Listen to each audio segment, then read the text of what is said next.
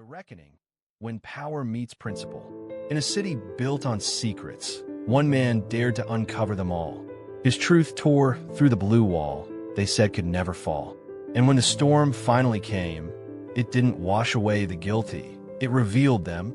The sun was sinking low over Atlanta, Georgia, the kind of golden hour light that makes the city look softer than it really is. But behind that beauty, the streets still told stories of tension, pride, and prejudice. Malcolm Reed had no idea he was about to become one of them. He was just driving home. His sedan moved smoothly through the evening traffic, the soft hum of jazz playing low on the radio. A soundtrack for a man who liked quiet more than chaos. Malcolm had spent the whole day buried in reports, signing off on disciplinary reviews, and trying to clean up the messes of men who thought their badges made them untouchable. It was thankless work, but necessary. Now, all he wanted was to get home, to rest, to see his daughter before she went to bed. The light ahead turned yellow. He eased to a stop, calm, collected, but before the silence could settle, red and blue lights flashed behind him. The sirens split the air, sharp, commanding, impatient. Malcolm glanced into his rearview mirror, his brow furrowing. He wasn't speeding. He hadn't done anything wrong. Still, he pulled over. The cruiser stopped behind him. A door slammed. Boots hit pavement. Officer Cole Henderson stepped out. Mid-30s, buzz-cut, square jaw. The kind of man who wore confidence like armor, and suspicion like a second skin. He adjusted his belt, his hand brushing against his holster. As he approached the driver's side window, license and registration, he said flatly, not a greeting, a command. Malcolm's voice was calm, measured. Yes, officer. He reached slowly for his glove compartment, handing over his documents with deliberate care. Every movement controlled, every word weighed. Cole looked at the license, then at Malcolm, and already, you could see it in his eyes. He wasn't just checking for a traffic violation. He was searching for a reason. Do you know why I pulled you over? Cole asked. I'm not sure, Malcolm replied evenly. You rolled through that light, the officer said, though there was hesitation in his voice. Malcolm tilted his head slightly. I thought I stopped in time. Cole didn't respond right away. He just stood there, watching him, reading him, as if the calm in Malcolm's voice was somehow suspicious. You from around here? Cole asked. Moved here a few months ago, Malcolm replied. Work keeps me busy. The officer smirked faintly. Work, huh? Doing what? Office job, Malcolm said simply. Cole's jaw tightened. Something in Malcolm's quiet confidence rubbed him the wrong way. He wasn't used to stillness. He was used to control. Step out of the vehicle. The words hit the air like a hammer. Malcolm blinked. Once slowly. Is there a reason for that, officer? Cole leaned closer. I said step out. Malcolm exhaled, his hand gripping the steering wheel for a brief moment, before he unbuckled his seatbelt and opened the door. He stepped out, the cool Atlanta air brushing against his skin. He stood taller than the officer, not in defiance, but in quiet dignity. Hands where I can see them. Cole ordered. Malcolm complied. The officer began circling him, eyes narrowed, looking for anything that could justify what he was feeling. You seem calm, Cole muttered. Most people get nervous in a situation like this. Malcolm's voice was steady. I don't believe in fear solving anything. Cole's brow furrowed. You think you're better than me? No, Malcolm said. I just think respect should go both ways. That stopped him. For a second. Every story we tell carries a truth the world tries to silence. Like, subscribe, and ring that bell, so you never miss the voice that refuses to be quiet. The air between them shifted. The tension was electric, and for reasons even Cole couldn't explain, it made him angry. You got something to hide? He snapped. Nothing at all. Cole stepped closer, his hand resting near his weapon. You sure talk a lot for someone getting searched. Malcolm didn't flinch. Do what you have to do, officer. Cole's lips twitched. Turn around. Hands on the hood. Malcolm obeyed. The sound of the officer's boots on the asphalt was the only thing breaking the silence. The pat-down was rough, unnecessary, a performance, not a precaution. When it was over, Cole stepped back. Clean, he muttered, almost disappointed. Malcolm turned around slowly, meeting his eyes. Of course I am. Cole's jaw tightened again. He wasn't used to this. A man who didn't beg, didn't argue, didn't tremble. It unnerved him. "You got an attitude, you know that," he said. Malcolm's voice was calm. "No, officer. I have boundaries." Cole smirked. "Boundaries? You people always got something to say." The words came out sharp, before he could pull them back. And that's when Malcolm's eyes changed. The calm stayed, but something else surfaced beneath it. Something colder, more dangerous. "You people," he repeated softly. Cole hesitated. "I didn't mean it like that." "I think you did," Malcolm replied. His tone was low, but every word landed like a strike. The silence that followed was heavy. Cole could feel control slipping through his fingers, and he didn't like that. He tried to recover. "Told you it was just a stop. Nothing personal." Malcolm took a small step forward, his eyes never leaving the officer's face. "You're right, officer," he said quietly. "But you made it personal." The officer blinked. "What's that supposed to mean?" Malcolm's lips curved slightly. Not a smile, just a shadow of one. "It means this," he said, "and maybe you should know who I am." Cole frowned. "Who you are?" Malcolm reached slowly toward his jacket. Cole's hand twitched near his holster. "Relax," Malcolm said calmly. "I'm just reaching for my ID." But the look in Malcolm's eyes had changed. Gone was the quiet passivity. In its place, a controlled authority, a truth the officer wasn't ready for. Because in a few seconds, the man he thought was just another driver would turn out to be the one man who could determine his entire career. The calm before the reckoning had arrived, and Cole Henderson was standing right in the middle of it. The street was quiet now, just the faint hum of traffic somewhere in the distance, and the steady thump of Cole Henderson's heartbeat in his chest. He couldn't explain it, but something in the man standing before him felt off. Not dangerous, not threatening, but in control. Too in control. Malcolm Reed looked calm. Too calm for a man who'd just been pulled over, searched, and insulted. And that calmness, that silence, was louder than any shout. "Who you are, huh?" Cole finally said, trying to sound unimpressed. "Go ahead, enlighten me." Malcolm reached into his jacket pocket, slowly, deliberately, and pulled out a small leather badge case. He held it out, steady as a man with nothing to prove. Cole took it, eyes flicking down, and in an instant, his face changed. The badge wasn't just any badge. It bore a gold seal, embossed with the words, "Internal Affairs Division, Senior Investigator Malcolm Reed." For a second, the air between them stopped moving. Cole blinked, his throat going dry. The kind of dry that comes when your career flashes right before your eyes. Internal Affairs, the unit every cop whispered about, but none wanted to meet. They were the watchers, the ones who investigated the ones in uniform. And standing in front of him was not just any investigator, but one of the top men in the state. Cole swallowed hard. I didn't realize." Malcolm interrupted softly. "Of course you didn't." His voice didn't rise. It didn't need to. It carried weight, the kind that made men rethink every word they'd said. "Officer Henderson," Malcolm said calmly, "do you know what I do for a living?" Cole hesitated. "Yes, sir." You investigate misconduct." "Misconduct," Malcolm repeated, as if testing the word. "Harassment, abuse of power, racial profiling." Each phrase landed like a quiet accusation. Cole looked away.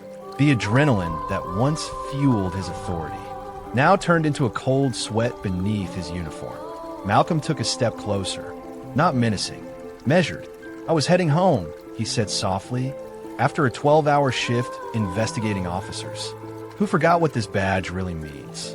He pointed to Cole's chest. "And now here I am, on the side of the road, being treated like a suspect for a stop that should have been a conversation."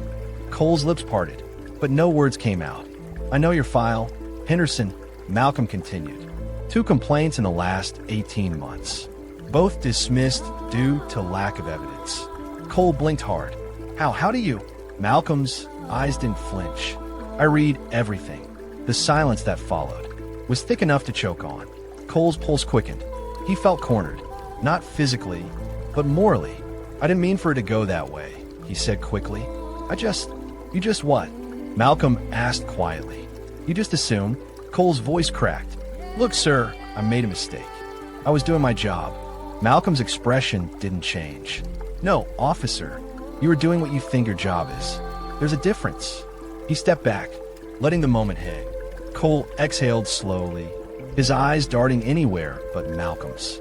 The authority he wore moments ago now felt heavy, like a uniform made of guilt. Then Malcolm did something unexpected. He took his badge back and closed the leather case. I could report this, he said quietly. I could have your supervisor on the phone in 10 minutes.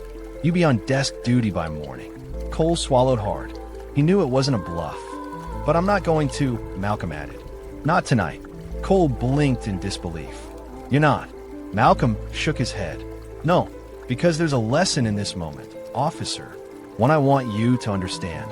Cole's voice trembled slightly. What lesson? Malcolm looked past him, to the street, to the city lights flickering in the distance.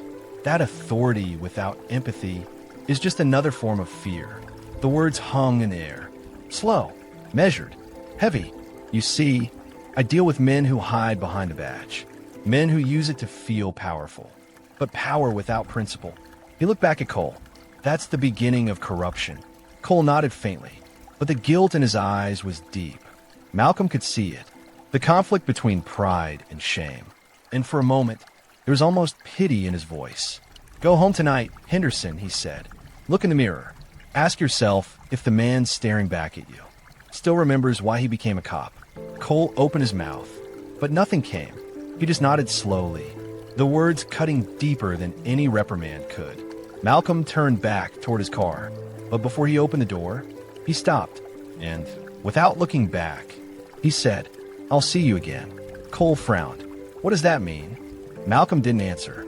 He just got into his car, started the engine, and pulled away, his taillights fading into the amber glow of the city. Cole stood there, frozen on the side of the road, his badge suddenly feeling heavier than it ever had before. He didn't know it yet, but those words, I'll see you again, weren't just a warning. They were a promise, because 3 days later, Cole Henderson would walk into his precinct and find Malcolm Reed sitting at his captain's desk, a file open, a name highlighted, and a case that would change everything. Morning came slow in Atlanta. The sun climbed over the skyline like it was tired of shining on a world that still hadn't learned how to see itself clearly. At the Midtown Police Precinct, the day began like any other. Phones ringing, officers clocking in, coffee cups clinking on desks. That same rhythm of routine that hides the quiet cracks beneath the surface. Officer Cole Henderson walked through those doors with a knot in his stomach. Sleep had escaped him last night. The echo of that roadside encounter still played in his mind, like a song he couldn't turn off. Power without principle. Malcolm's words had burned themselves into his thoughts. He told himself to shake it off. It was just another day, just another morning. But deep down, he knew something had shifted, something in him. As he walked toward the locker room, he caught the familiar murmur of voices, the sound of gossip bouncing off tiled walls. Hey, you hear who's here? One officer whispered. Yeah, from Internal Affairs. Some big guy from downtown. Heard he's here to review our division. Cole froze mid-step. Internal Affairs. His chest tightened. A cold sweat crept up the back of his neck. He turned toward the hallway leading to the captain's office.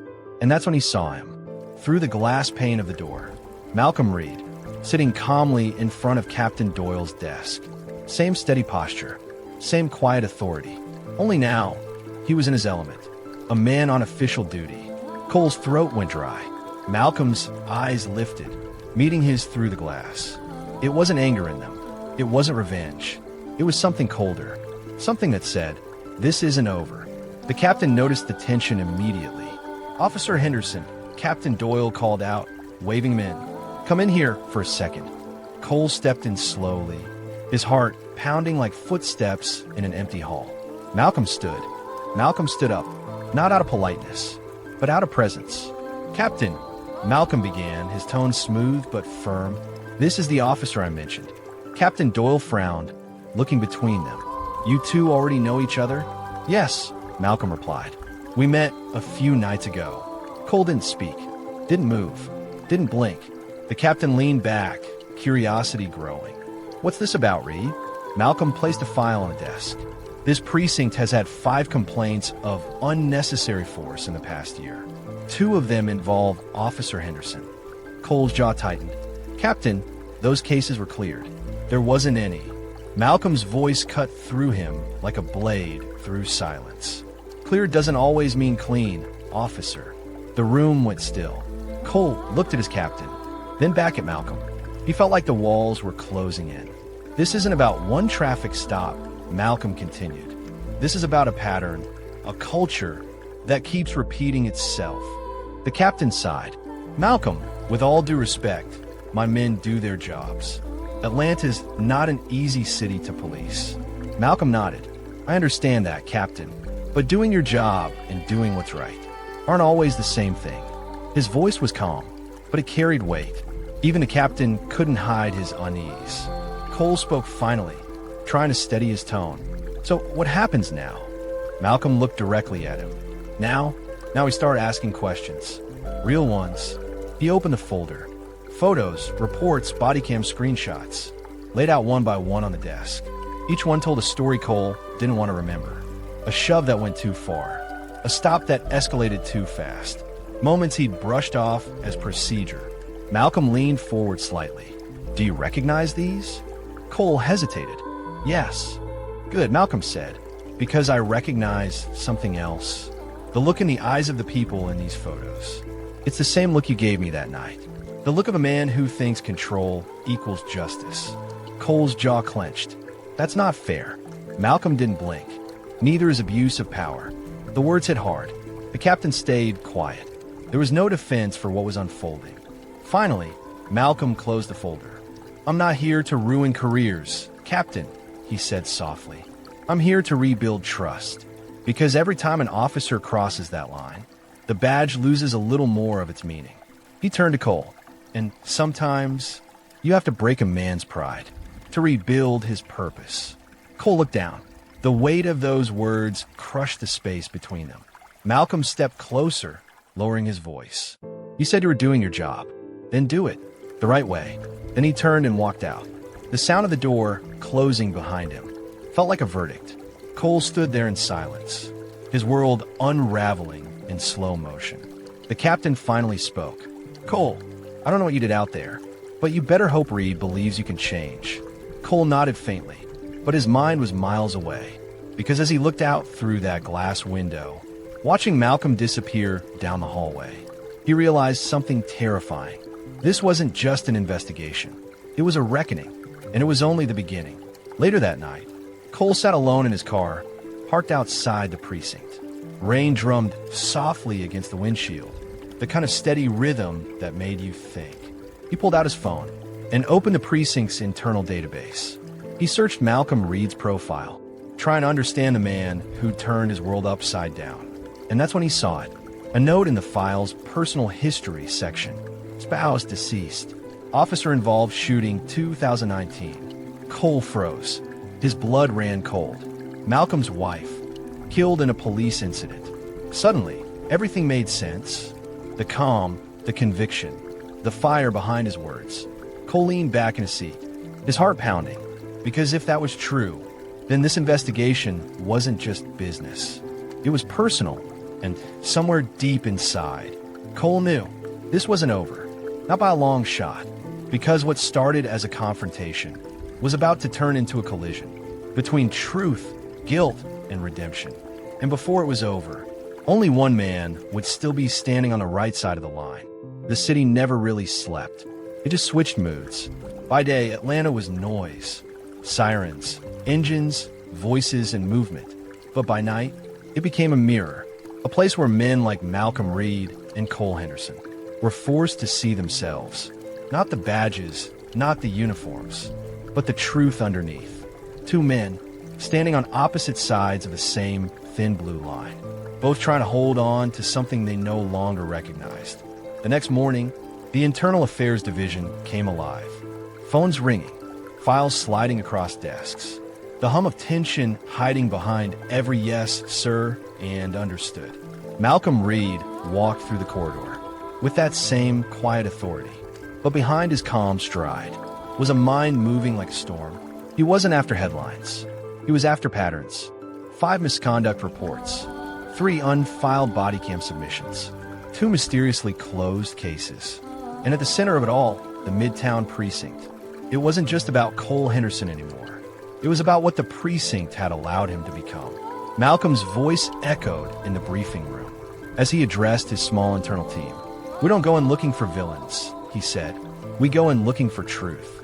And sometimes, the truth doesn't wear a mask." His assistant, Tara Lewis, looked up from her notes. She'd worked with Malcolm for years, long enough to know when something personal was creeping into the professional. "Sir," she said carefully, "you sure you're ready for this one? Midtown's tight. They close ranks fast." Malcolm nodded slowly. "That's why we move faster." Cole Henderson sat at his desk, the clock ticking loud in the silence. Every glance from another officer felt heavier now, a mix of pity and curiosity. He'd been reassigned to desk duty pending review. A small humiliation, but enough to sting. He opened his email again. A message from Captain Doyle. "Reed's team will be conducting interviews today. Cooperate fully." Cole sighed, running a hand over his face. He told himself he didn't care, that Malcolm was just another bureaucrat on a power trip. But that lie was getting harder to believe, because somewhere between guilt and anger, Cole had started to respect a man who'd stood his ground.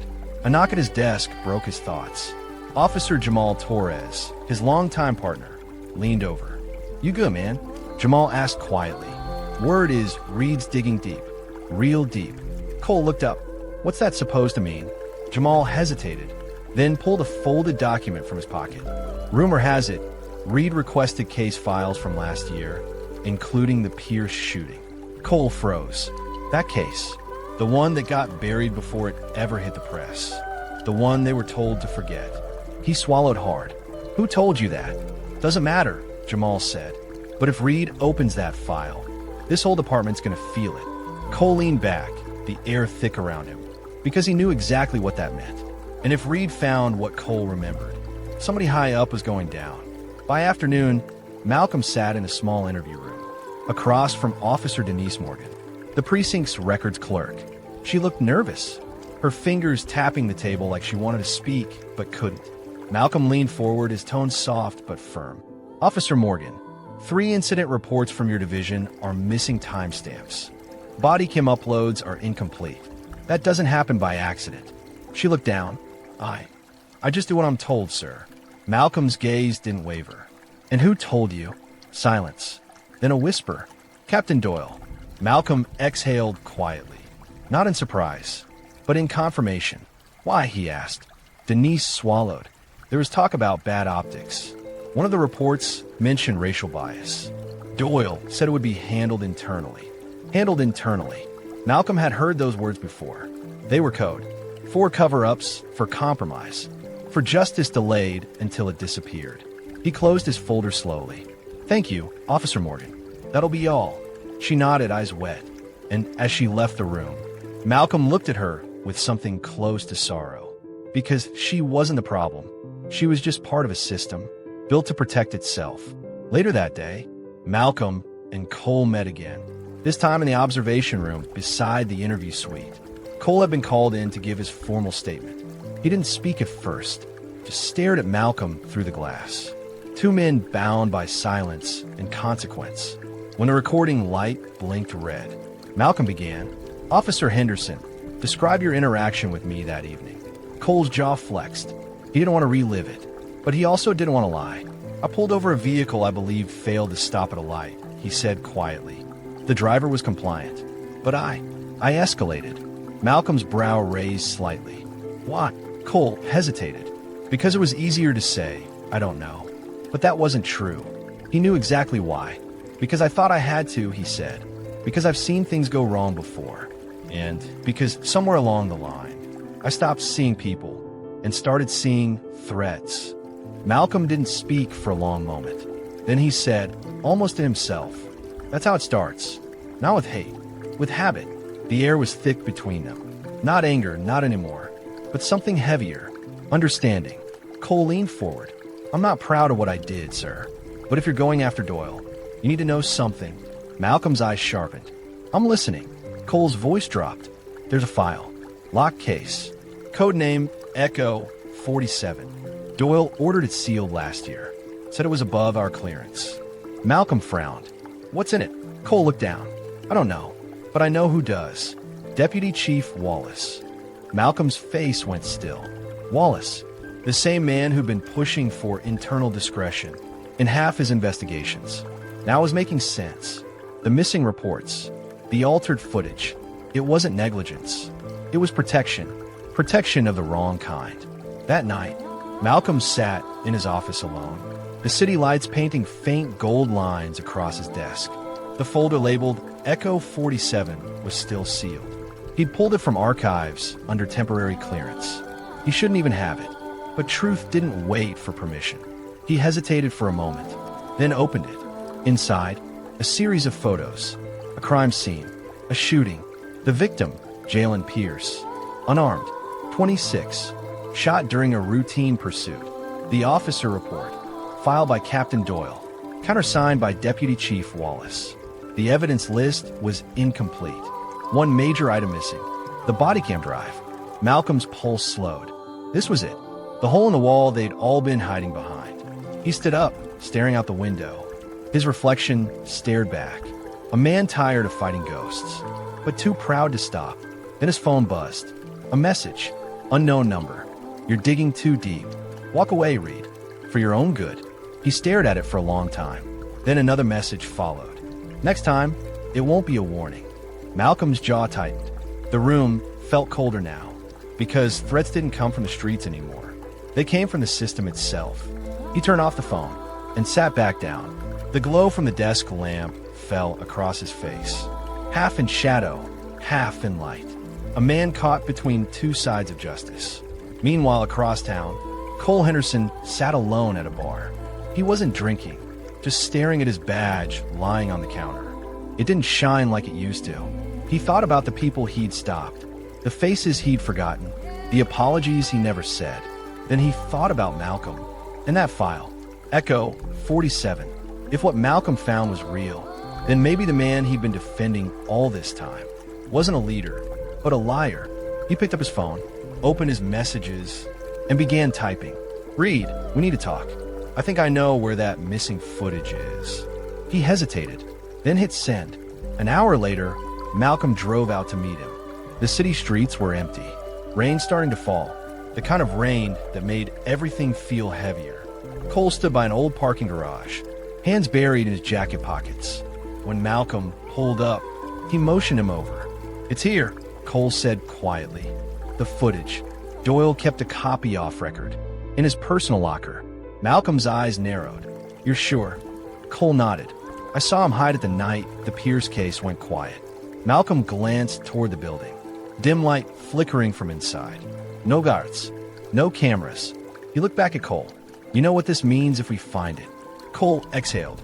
Yeah, it means the department's never gonna look the same again. Malcolm gave a small nod. Then let's finish this. They stepped into the building together, their footsteps echoing off the concrete. Two men once divided, now bound by the same truth. The air was still, too still. Malcolm reached the locker. Cole's flashlight cut through the dark. Metal creaked as the door opened. Inside, a small black drive, labeled in red marker. E47. Malcolm picked it up carefully, his reflection staring back from its surface. This is it, he said. The piece that could break everything. Cole nodded. Or bury us both. Malcolm turned toward him, but before he could speak, a sound echoed behind them. Click. A gun's hammer.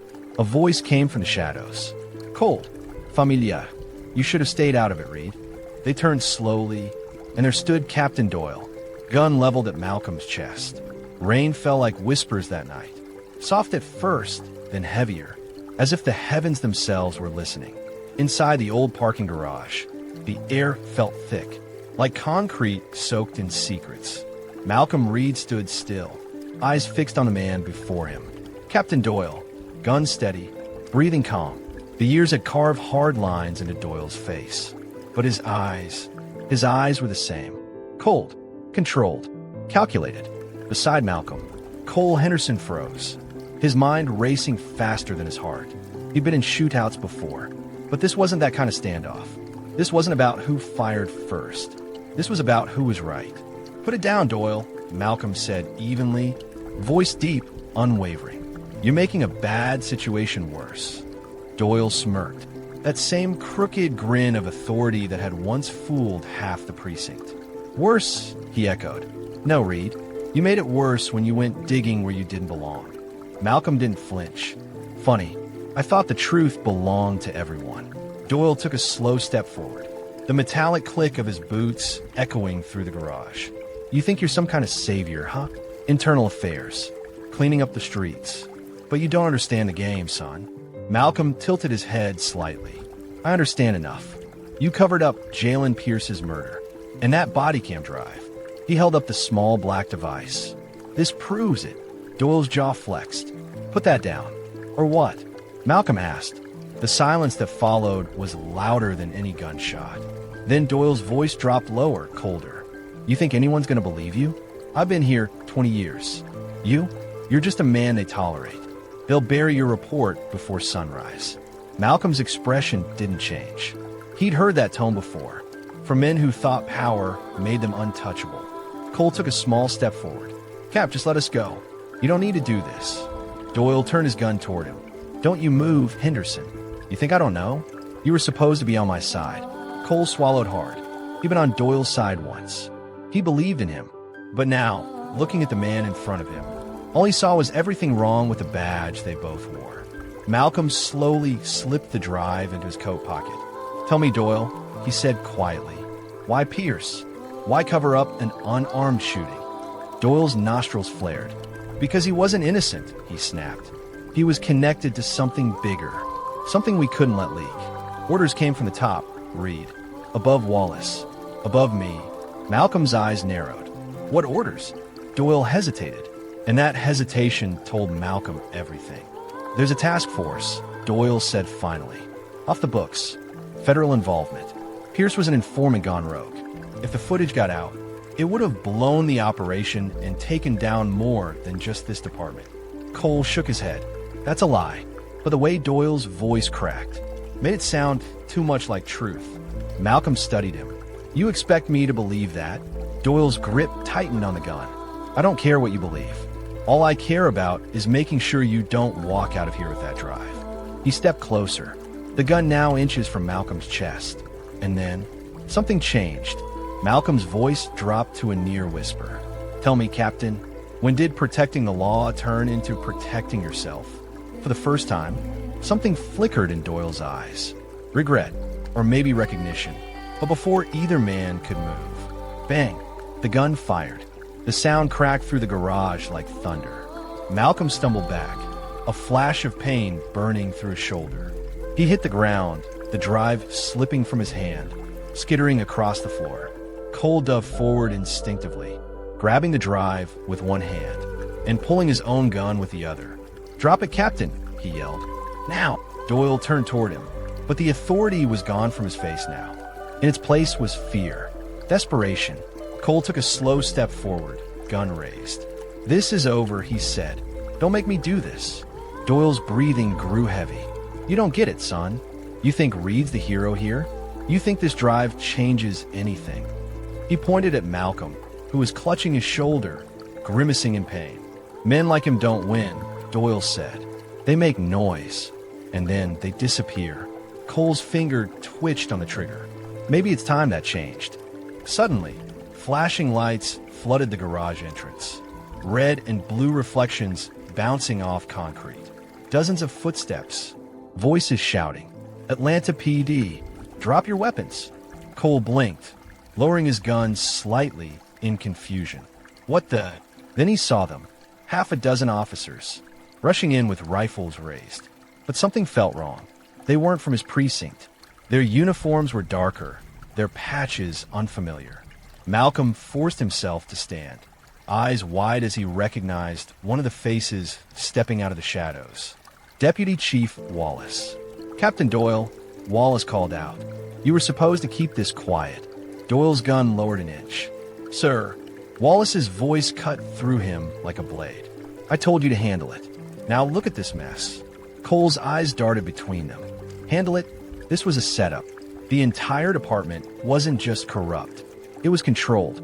Malcolm's voice, hoarse but steady, broke the tension. So it was you. Wallace looked at him coldly. You should have stayed in your lane, Reed. Internal affairs works for us, not against us. Malcolm's lip curled.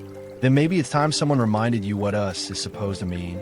Wallace motioned to his men. Take the drive. 2 officers advanced. Cole stepped between them. You're not touching him.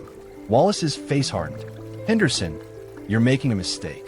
Cole's hand tightened around his weapon. Already made one. The day I believed in this badge more than I believed in justice.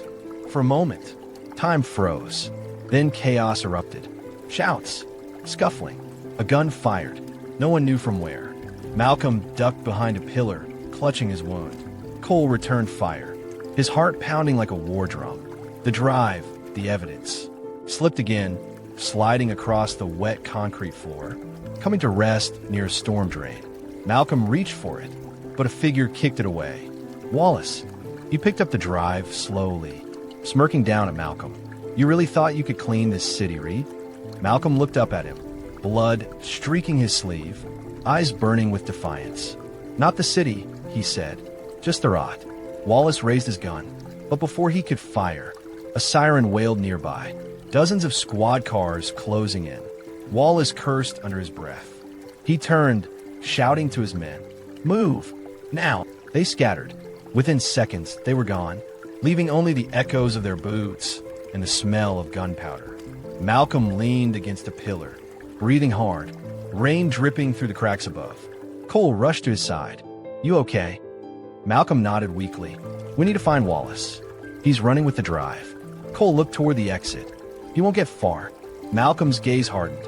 Then we better make sure of it. He pulled himself upright, every movement heavy with pain, but charged with purpose. Outside, thunder rolled. The city lights flickered in the distance. Somewhere out there, Wallace held the only proof that could tear the system apart. And for Malcolm Reed, failure wasn't an option anymore. As the 2 men stepped out into the rain, sirens fading behind them, the voice of a narrator cut through like the slow turn of fate. Sometimes, truth doesn't come with victory. It comes with a cost. And the closer you get to it, the more the darkness fights back. Lightning flashed, and for a split second, a shadow moved across the rooftop above them. Watching, waiting, the rain hadn't stopped. It just changed its rhythm. By dawn, Atlanta was painted gray, streets slick with water, sirens echoing faintly in the distance like the last cries of a restless night. Inside a black sedan moving through downtown, Malcolm Reed sat silent, one hand pressed against his bandaged shoulder, the other gripping the file that had almost cost him his life. Across from him sat Cole Henderson, eyes bloodshot, hands steady on the wheel.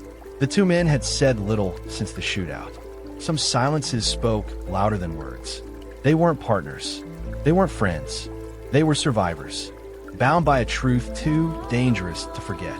They'd tracked Deputy Chief Wallace through surveillance pings and vehicle logs. He was running, not from the law, but from exposure. He still had the drive. The Echo 47 file, the one that could end careers and, maybe, save the department's soul. Cole glanced at Malcolm. You think he's going to try to destroy it? Malcolm didn't answer right away. He stared out the window as the city passed, its buildings tall and unfeeling. No, he said finally.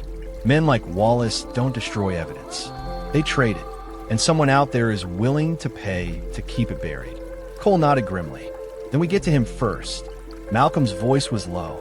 We don't have much time. By 7:12 a.m., they reached the old freight terminal near the Chattahoochee River, a forgotten stretch of metal and fog, where whispers of corruption went to hide. Malcolm checked his gun, grimacing at the pain in his shoulder. Cole noticed. You sure you're up for this? Malcolm gave a faint smile. Truth doesn't wait for recovery. They moved quietly, shadows between pillars of rusted steel. In the distance, they saw him, Wallace, standing beside an unmarked SUV, talking to a man in a gray suit. The kind of man who didn't show up unless the stakes were high. Cole squinted. Who's that? Malcolm frowned. Federal. Probably the handler for that so-called task force. They watched as Wallace handed over a small black case. The drive. The man in the suit opened it, checked its contents, and nodded once. A deal. But before the handoff was complete, Malcolm stepped forward. Going somewhere, Chief? Both men turned. Wallace's face froze. He'd underestimated him. Reed, he said flatly. I should have known you wouldn't quit. Malcolm stopped 10 feet away. Truth doesn't quit either. The man in the gray suit took a step back. Who the hell is this? Wallace replied coldly. The man who doesn't know when to walk away. Malcolm drew his gun. Put the case down, Wallace. You and I both know what's in it. Wallace exhaled. Even if I did, you think anyone will believe your story? The department, the DA, the feds. They're all part of this. Cole emerged from the shadows, weapon raised. Then maybe it's time they got exposed. The man in the suit moved first. A quick motion, a pistol drawn, but Cole fired before he could aim. The shot rang out, echoing across the terminal. The man dropped. Chaos erupted. Wallace ran, clutching the drive. Malcolm chased after him through the maze of shipping containers, his footsteps splashing through puddles, his breath sharp and ragged. Wallace, he shouted. Stop. Wallace didn't. He turned sharply, fired twice. One bullet grazed the pillar beside Malcolm's head. The other hit the wall behind him. Malcolm ducked, then lunged forward, grabbing Wallace's arm, slamming him against a crate. The gun clattered away. The drive fell, sliding across the wet floor. Malcolm pressed his forearm against Wallace's throat. Why, Wallace? He roared. You were supposed to protect this city. Wallace choked out. I did. You think justice comes from paperwork and procedure? You don't know what it takes to keep order. Malcolm's voice shook with restrained rage. No, you don't know what it takes to keep honor. He pushed harder, but then a voice echoed from behind him. Malcolm, don't. Cole, running toward them, gun raised. Malcolm froze. Wallace's face twisted into a smirk. You're no better than me, he hissed. You pull that trigger, and you'll prove it. Malcolm's hand trembled. Rain dripped from his chin. For a second, the entire world held its breath. Then Malcolm stepped back. Maybe not, he said quietly, but I'll let the truth do it for me. He turned, and that's when Wallace lunged. A flash of steel, a knife. Cole fired, once, twice, and Wallace fell, crumpling to the ground. Silence. Malcolm stared down at him, eyes heavy with something between sorrow and exhaustion. Wallace coughed, blood pooling beneath him. You think you changed anything? He rasped. There's always another me, waiting to take my place.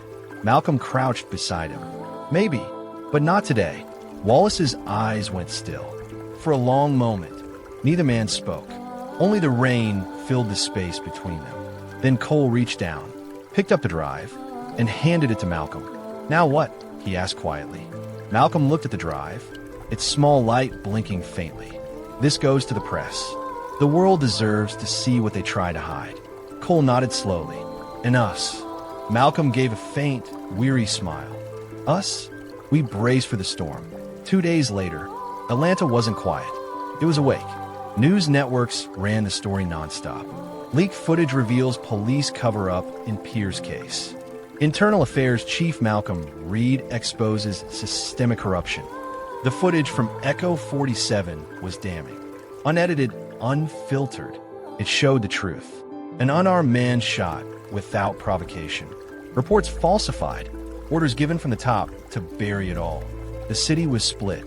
Some outraged, some in denial. All forced to confront the reflection they'd ignored for too long. Malcolm sat in his office as the sun broke through the clouds. The first light in days. His shoulders still hurt. His name was all over the news. But his face, it looked lighter somehow. Tara, his assistant, stood in the doorway. They're calling you a hero, she said. Malcolm gave a tired chuckle. Heroes don't bleed this much. She smiled softly. What happens now? He looked out the window, watching the city move again. Slowly, cautiously, but differently. Now, he said, we rebuild. But just as peace seemed possible. A knock echoed through his office door. Malcolm looked up. Come in. A young courier stepped inside, holding a small brown envelope. For you, sir. he said, was dropped off about an hour ago. No sender. Malcolm frowned, took the envelope, and opened it carefully.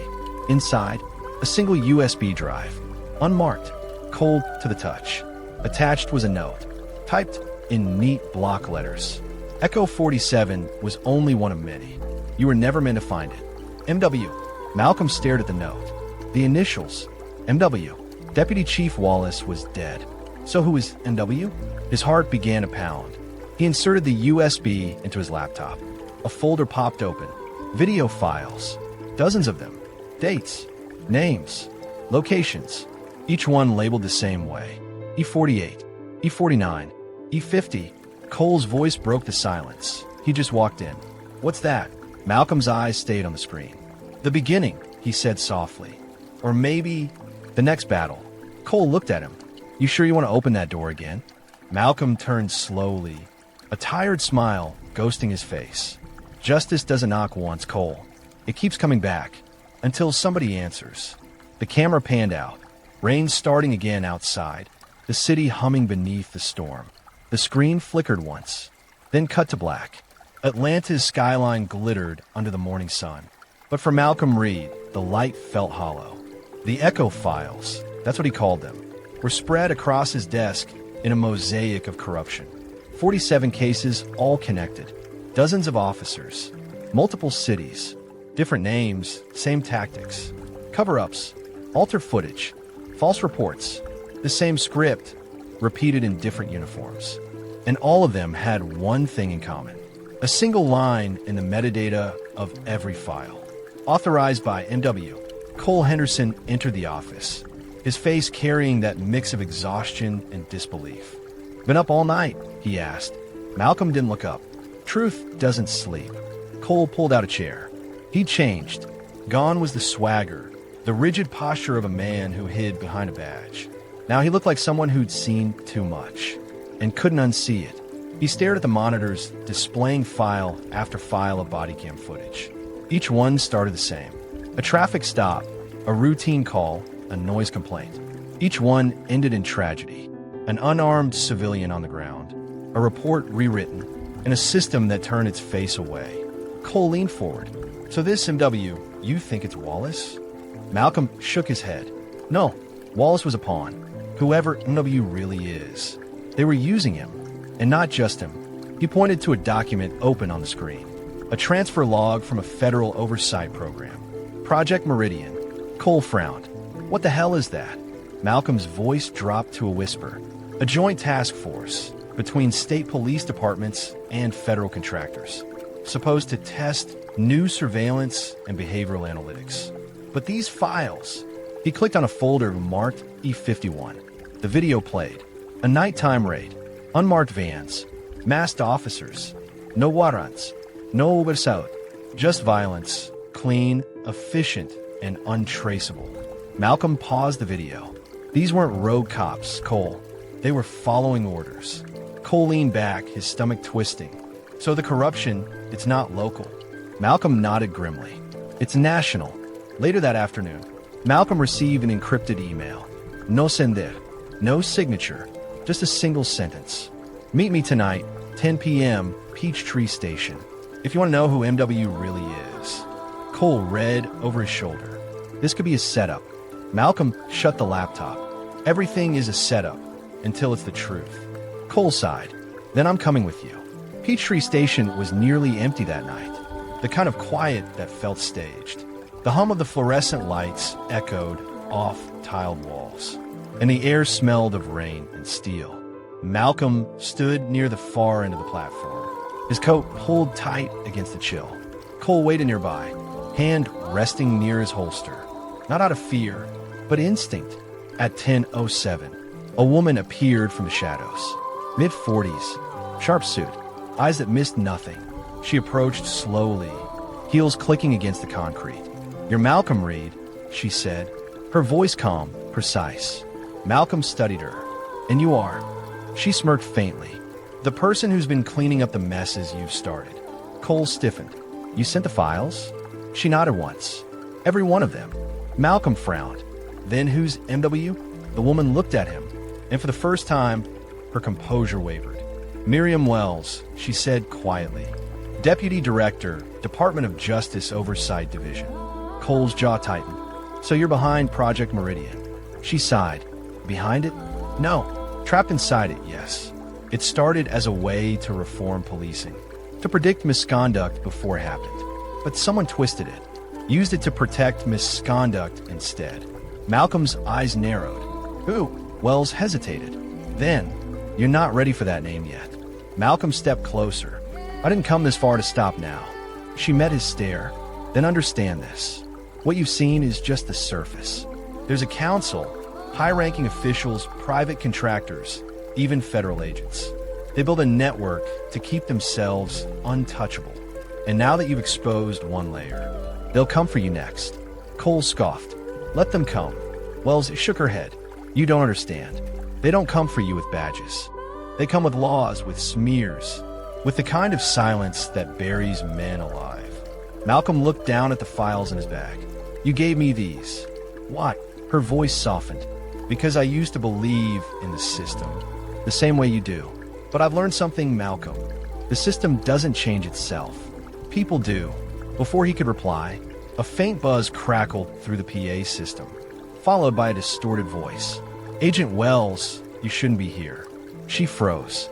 Cole's hand moved to his gun. The lights flickered. Then the sound of footsteps echoed from the stairwell. Heavy, coordinated. Wells' eyes widened. They found us. The first shot shattered the silence. Concrete burst near Malcolm's head. He ducked behind a column as Cole returned fire. Wells ran toward the exit, clutching her briefcase. Upstairs, she shouted. Malcolm followed, pain flaring in his shoulder again. They burst into the upper concourse, only to find two black SUVs screeching to a stop outside. More agents. No vidis visible. Just suits and guns. Cole cursed. This is an ambush. Malcolm looked at Wells. How do they know where we are? She didn't answer, just looked at her phone and realized too late. It was still on. Tracked. Cole grabbed her arm. Run. They sprinted through the terminal, bullets shattering glass behind them. The chaos was deafening. Alarms blaring, people screaming, and somewhere above it all, the faint rumble of an approaching train. They reached the platform just as the train pulled in. Wells turned to Malcolm. If I don't make it, you're making it, he cut in, but she pressed a small black envelope into his hand. Inside is everything you'll need. Names, dates, the man behind Meridian. The train doors opened. Malcolm pushed her inside first, then turned back to help Cole. But a gunshot ripped through the air. Wells staggered. Her briefcase fell. The doors slid shut before Malcolm could reach her. Through the glass. She had the name Cole. She had the name. He clutched the black envelope. His knuckles white. The agents were closing in. They bolted through a side exit, disappearing into the rain. Back at a safe house hours later, Malcolm tore open the envelope. Inside, a single flash drive and a folded note written in Wells' sharp handwriting. If you're reading this, I'm gone. The man behind Meridian is not who you think. Follow the money and look inside your own department. Malcolm looked up at Cole, his face pale. Inside my department, he murmured. Cole frowned. What does that mean? Malcolm inserted the drive into his laptop. A file opened, a document titled Project Meridian Financial Oversight. And there it was, a list of names, officers, chiefs, and at the very top, the signature that froze his blood. Chief Harold Daniels, his mentor, his friend, the man who'd sworn to stand by him. Cole leaned over his shoulder. Oh my God. Malcolm's jaw tightened, his voice barely above a whisper. He's been part of it all along. He shut the laptop slowly, the rain beginning to patter against the windows again. Cole stared at him. What do we do now? Malcolm turned, his eyes filled with something cold and resolute. We finished this. The screen faded to black. The storm had rolled in before dawn.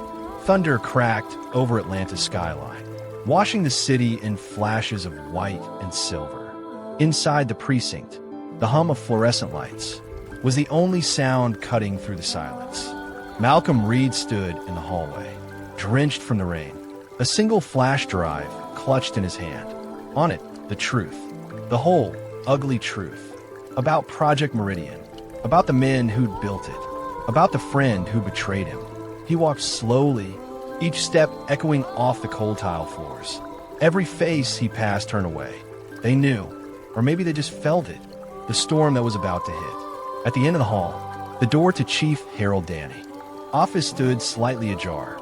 Through the gap, Malcolm could see him, the man he once called a mentor, the man who'd taught him to protect the badge. Now that same man was about to be the reason everything changed. Malcolm stepped inside. Daniels looked up, his face calm, hands clasped neatly on the desk. "Well," he said, "if it isn't my favorite investigator." Malcolm shut the door behind him. The sound was final, like a gavel striking wood. "I know, Chief," he said quietly, "about Meridian, about the funding, about the cover-ups." Daniels leaned back, a smirk tugging at his mouth. "I was wondering how long it would take." Malcolm placed the flash drive on the desk. "I trusted you." Daniel's smile faded. "Trust is a young man's currency, Malcolm. It doesn't last long in this business." Malcolm's jaw tightened. "You build a machine that destroys people, and you called it reform." Daniels rose slowly from his chair. "I build control. Do you have any idea how hard it is to keep order in a country that's tearing itself apart? One bad video, one headline, and the whole department collapses." Meridian kept that from happening. Malcolm took a step forward. By lying, by burying victims, by silencing truth. Daniel shrugged. "Truth doesn't save cities, Malcolm. Control does." The words hit hard, not because they were loud, but because they were true to the man he'd become. Malcolm's voice cracked slightly. "You taught me that a badge only means something if the man behind it has integrity." Daniel's eyes softened for a moment. "Maybe I believed that once, before I realized integrity doesn't pay for funerals, doesn't keep your people safe, doesn't stop the world from burning." Malcolm shook his head. "No, Chief. It's what keeps us human." For a long moment, neither spoke. Just the rain tapping against the window. Then Malcolm slid a document across the desk. An official report, sealed and ready. "I've already sent the files to the Attorney General," he said. "By noon, the press will have it too." Daniel's expression froze. "You think this ends with me?" "It starts with you," Malcolm replied. Suddenly, Daniel's calm cracked. He slammed his fist on the desk. "You think you're a hero? You think this system will thank you for tearing it apart? You'll be discarded, just like the rest." Malcolm didn't flinch. "I'm not doing it for thanks." Daniel's breathing grew heavier. His eyes darted toward the drawer beside him. But Malcolm saw it, the subtle shift of weight. "Don't," he said quietly. Daniels hesitated, then slowly opened the drawer anyway. Inside, not a gun, a folder. Guon, Christ, Familia. He tossed it across the desk. Malcolm opened it. Inside were photos, old reports, a case file, his wife's name. Malcolm's throat went dry. "What is this?" Daniel's voice softened. "You think her death was random? That traffic stop 2 years ago." Malcolm froze. He could hear his heartbeat pounding in his ears. Daniels continued, almost gently. "She was collateral damage, Malcolm. She saw something she wasn't supposed to. I tried to protect you from the truth." The words felt like knives. Every breath Malcolm took was heavier than the last. "You knew," he whispered. "You knew." Daniels nodded slowly. "And now you do too." Malcolm stepped back, his vision blurring with rage and disbelief. His whole career, every late night, every sacrifice, every case, had been built on a lie. Daniel spoke again, his tone almost pleading. "You don't have to do this, Malcolm. We can fix it. You and I, together. You take control of internal affairs. I'll handle the press. We can rebuild it all." Malcolm stared at him, the rain streaking the window behind, thunder echoing like judgment. And for the first time in years, he felt absolutely clear. "No," he said quietly. "I don't rebuild corruption. I end it. The reckoning." The door burst open. Cole Henderson entered, gun drawn. "Chief Daniels," he said, "you're under arrest for conspiracy, obstruction, and violation of federal oversight." Daniels turned to him, smiling faintly. "So this is your redemption arc, Officer Henderson? The prodigal son returns." Cole didn't respond. He just stepped forward, the weight of every mistake he'd made burning behind his eyes. "You once told me to learn from my errors, Chief," Cole said. Well, I did. He cuffed Daniel's hands, reading him his rights as Malcolm stood silently, watching the man who'd shaped his life finally faced the consequences of his own making. Daniel's voice broke into a bitter laugh. You think this changes anything? You take me down, and another will rise. The system feeds on men like me. Malcolm stepped closer. Then we starve it. The broadcast. Hours later, the footage hit the airwaves. The files. The payments. The cover-ups. Project Meridian. Exposed to the world. Protests erupted across cities. Congress launched an inquiry. And for the first time in a long time, people started asking questions that mattered. Malcolm watched the chaos unfold from his office. Exhausted but unbroken, Cole entered quietly. They're calling you a whistleblower, he said. A hero. Malcolm shook his head. No heroes here, Cole. Just people finally telling the truth. He leaned back, staring out at the city. The same city that had tried to bury him, now echoing with voices demanding change. Cole hesitated. So what happens now? Malcolm looked down at the flash drive in his hand. The storm's just begun. He opened his drawer, revealing another folder. Unmarked. Confidential. Cole frowned. What's that? Malcolm slid it across the desk.